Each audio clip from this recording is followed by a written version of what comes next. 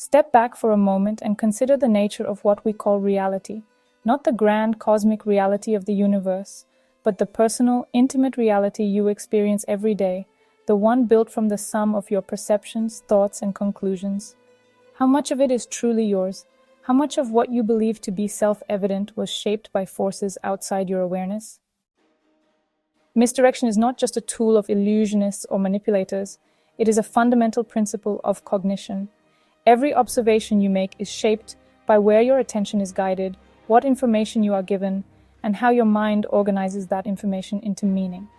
Just as in quantum mechanics, where measurement collapses a field of infinite probabilities into a single observed state, so too does your mind collapse the chaotic vastness of reality into neatly structured narratives. The world you see feels complete, inevitable, yet it is only one of many possible interpretations, and this is where the greatest danger lies. The real power of misdirection is not in hiding information. It is in making you believe that what you see is all there is. Whether through a magician's sleight of hand, a cleverly crafted political narrative, or a strategic framing of past events, the goal is always the same: to collapse your perception into a single, curated truth, while ensuring that the broader field of possibilities remains unseen. Over the next sections, we will explore 4 distinct forms of misdirection: physical, psychological, narrative, and temporal, each illuminated by a particular triad of interplay. We'll journey through immersive scenarios and explanations that reveal how these triads work. In doing so, we uncover strategies for maintaining a quantum awareness, preserving our freedom to see the broader field of possibilities before settling on a single interpretation. Picture a lively street performer drawing a crowd in a bustling plaza. Coins flash in the midday sun, and onlookers crane their necks to see every flick of the fingers. You step closer, drawn by the promise of marvel. Almost instantly, you are swept up in the spectacle. The performer flamboyantly gestures with one hand, and everyone's gaze, yours included, locks onto that point. Meanwhile, your peripheral vision fades. It's as if the performer has spotlighted one element of reality while quietly dimming all the others. This is the heart of physical misdirection, where your own eyes become the channels of manipulation. In quantum psychology, we speak of an observer effect. The very act of observing something changes its state, or at least what we perceive about that state. The magician relies on this principle by guiding your observation in such a way that you unwittingly exclude everything else. Like a camera lens narrowing on a subject and blurring the rest of the frame, your mind collapses all possible places to look into one focal point. Meanwhile, the action you don't see takes place in your mental blind spots, quietly coexisting alongside that single spotlight of attention. Yet the showmanship isn't just about flamboyant gestures. It's also about ensuring that all elements, your gaze, the distracting gesture, and the real manipulation, interlink seamlessly. When these 3 factors coexist in careful balance, the deception feels effortless. The performer leverages both your natural tendency to follow motion and your trust that what's highlighted must be most important. It's only when you step back to consider the total environment, scanning each hand, checking every corner of the stage, that you start to see through the illusion. Refusing to let your focus lock onto just one aspect is like refusing to collapse a quantum wave function prematurely. You keep the field of possibilities open, forcing the manipulator to work harder to mask the trick. Over time, cultivating this broader awareness can transform you from an unsuspecting observer into someone capable of spotting subtle inconsistencies, stray movements, or suspicious timing that reveal the truth behind the spectacle. Now imagine a high-stakes negotiation. You're seated around a conference table and the fate of a lucrative deal hinges on a single fraught conversation. Your counterpart leans forward, offers a proposition, then floods you with details, data points, testimonials, and statistics. It all sounds overwhelmingly convincing, so much so that you barely notice how quickly you accept the narrative they're building. Within minutes, you find yourself forming a conclusion. It must be a good deal. You're not exactly sure why, it just feels inevitable. In the domain of psychological misdirection, the trick unfolds in the mind rather than on a physical stage. Quantum psychology teaches that our beliefs often exist in something akin to superposition. We harbor multiple possible interpretations until forced by some mental measurement to collapse onto one. The triad of reinforcement in misdirection channels this effect. First, a subtle suggestion primes your initial assumption. Then, you're presented with carefully selected information that reinforces that assumption. Finally, you derive a conclusion that proves the initial assumption was correct, closing the loop. It's a tidy mental cycle, so tidy, in fact, that you rarely stop to consider alternative explanations. This psychological loop is powerful because it mimics our own cognitive shortcuts and biases. We tend to favor information that confirms what we already suspect, all the while overlooking or rationalizing away anything that doesn't fit. Someone adept at psychological misdirection will overload you with so many affirming details, or play heavily on your emotional triggers, that questioning their narrative feels daunting or contrarian. To resist, you must practice a deliberate kind of uncertainty, reminding yourself that multiple viewpoints can coexist before any single viewpoint becomes true in your mind. Whenever you notice yourself jumping to conclusions, especially under pressure, that's precisely the moment to slow down, recall other possible interpretations, and compare how well they fit the data. This momentary pause is your shield against the forces nudging you toward a premature mental collapse. Over time, this habit develops into a subtle form of mental agility, making it much harder for manipulative storytellers or salespeople to guide you along a single, self-reinforcing path. Open a newspaper or scroll through your social media feed, and you'll see countless stories competing for your attention. Political exposés, cultural commentaries, heartwarming local news. Each piece shapes your sense of what's going on in the world. But imagine a scenario where one controversial event is reported with such a specific angle that after reading you feel certain of exactly who's to blame and what needs to be done. There's little doubt in your mind. This is the only reasonable interpretation. In fact, you're so confident that seeking a different viewpoint hardly crosses your mind. Narrative misdirection flourishes in these moments of confidently accepted storytelling. In quantum terms, this is comparable to choosing which property of a subatomic particle to measure. The story's chosen frame, what it highlights, what it omits, and how it weaves facts into a coherent plot, defines the reality that readers perceive.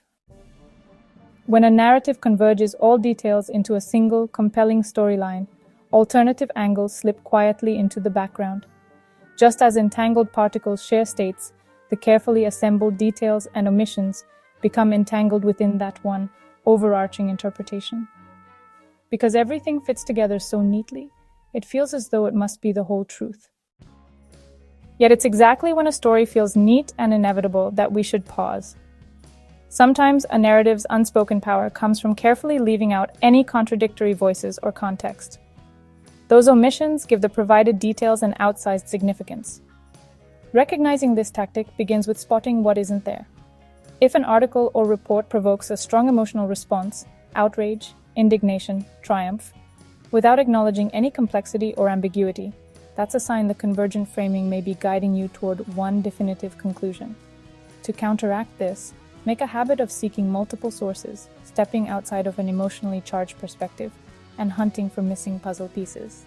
Over time, questioning the singular storyline becomes second nature. You develop a broader, more nuanced view, one that holds space for the many possible realities that could coexist outside the official frame. Finally, imagine a courtroom drama where late-breaking evidence suddenly explains events that occurred days or weeks earlier. The crowd gasps. The prosecutor confidently revises the timeline to show how it all fits together. But if you examine the record closely, you notice subtle shifts. An accusation appears to retroactively justify a prior action, and suddenly, what might have been mere coincidence is presented as incontrovertible proof of guilt. The sequence of who knew what and when becomes blurred, and in the confusion, the official narrative emerges looking stronger than ever. Such is the power of temporal misdirection, which plays with our built-in assumption that time runs neatly from cause to effect. In the quantum world, delayed choice experiments demonstrate that certain measurement decisions can appear to influence a particle's past behavior. Misdirection seizes that idea and reorders events or withholds information until a carefully chosen moment, then presents the final truth in a way that alters our sense of cause and effect. We see a reshuffled timeline, and our minds scramble to make sense of it, often accepting a new causal chain that may or may not match the actual sequence of events. This strategy is particularly insidious because we trust our timelines. We take it for granted that earlier leads to later. Challenging that belief can feel disorienting. The key to resisting temporal misdirection lies in meticulous reconstruction. Instead of letting someone else frame when and how each event happened, trace the chronology yourself. If a scandal or a policy debate suddenly pivots on a revelation that arrives at the 11th hour, ask whether the newly unveiled detail truly precedes the outcome it supposedly explains, or whether it was introduced retroactively to shape perception. Even if we discover the timeline has been manipulated, we can still correct our understanding by placing facts in their proper temporal context. Over time, becoming sensitive to such rearrangements empowers us to see through illusions of retrocausality. We learn that a well-placed delay or shuffle can be as misleading as any blatant lie, perhaps even more so, because it challenges our most basic sense of how events should flow. Quantum psychology teaches us that thought itself operates in a kind of superposition. Multiple interpretations, ideas, and conclusions exist in the mind until one is chosen, solidified, and treated as fact. Just as a photon exists in many states until observed, so too do your beliefs remain flexible until a moment of certainty locks them into place. The trick of misdirection is to force that moment prematurely, to engineer a thought collapse so seamlessly that you never question whether another interpretation could have existed. Physical misdirection exploits this by narrowing your perceptual field, guiding your eyes, your senses, your attention, so that the unseen action remains in a state of potential, never measured, never noticed. Psychological misdirection goes deeper, shaping the very thoughts and expectations that determine how you interpret reality. Narrative misdirection entangles selective truths and omissions into a seemingly inevitable story, leaving little room for competing viewpoints. And temporal misdirection reorders time itself, distorting causality so that what should have been open for questioning is already fixed in your mind as certainty. Once you understand these dynamics, you begin to see the world differently. You realize that reality, the one you experience, is not a neutral reflection of truth, but a construct built on selective measurement. This is not a cause for paranoia, but for liberation. It means that perception is not something that simply happens to you. It is something you can actively shape. The ultimate goal is not just to resist deception, but to develop a new way of seeing, a meta-awareness of how perception itself is shaped. Instead of being a passive participant in the spectacle of reality, you become an observer of the observer, watching the mechanics of your own attention and cognition in real time. This is the essence of quantum awareness, the ability to perceive not just the world, but the forces shaping your perception of it. It is the skill of keeping multiple interpretations alive without rushing to collapse them.